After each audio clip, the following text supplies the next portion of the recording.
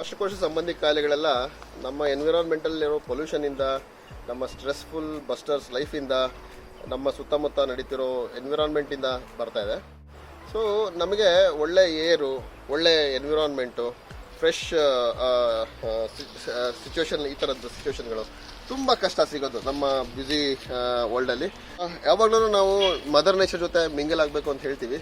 So ನಮ್ಮ respiratory ಡಿಸೀಸಸ್ಗಳು ತುಂಬ ತೊಂದರೆ ಕೊಡೋದು ನಾವು ಎಕ್ಸ್ಪೋಸ್ ಆಗ್ತಿರೋ ಈ ಪೊಲ್ಯೂಷನಿಂದ. ಸೊ ಪೊಲ್ಯೂಷನ್ ಫ್ರೀ ನಾವು ಕ್ರಿಯೇಟ್ ಮಾಡಬೇಕು, ನಾವು ನೇಚರ್ ಜೊತೆ ಮಿಂಗಲ್ ಆಗಬೇಕು.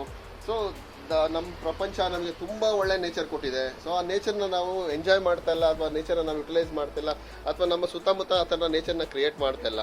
ಸೊ ಇದರಿಂದ ನಾವು ತುಂಬ ಕಾಯಿಲೆಗಳಿಗೆ ತುತ್ತಾಗ್ತೀವಿ. ಸ್ಟ್ರೆಸ್ಸಿಂದ ಆಗ್ತಿರೋಂಥ ಹೈಪರ್ ಟೆನ್ಷನ್ ಇರ್ಬೋದು, ಕಾರ್ಡಿಯಾಕ್ ಇಶ್ಯೂಸ್ ಇರ್ಬೋದು. ಆ ಸ್ಥಳದಲ್ಲೇ ಆಲ್ಮೋಸ್ಟ್ ಎಲ್ಲ ಲಂಗ್ ಕಾಯಿಲೆಗಳು ನಮ್ಮ ಪೊಲ್ಯೂಷನಿಂದ, ನಮ್ಮ ಸುತ್ತಮುತ್ತ ಇರೋ ಪ್ರಾಬ್ಲಮ್ಸಿಂದಲೇ ಬರ್ತಾ ಇದೆ. ಸೊ ಈ ನೇಚರ್ನ ನಾವು ಎಂಜಾಯ್ ಮಾಡಬೇಕು, ಈ ನೇಚರ್ಲೇ ನಾವು ಇರಬೇಕು ಯಾವಾಗಲೂ ಅಂತಂದರೆ ಅವಾಗವಾಗ ನೀವು you have to come out of your stress and enjoy the nature.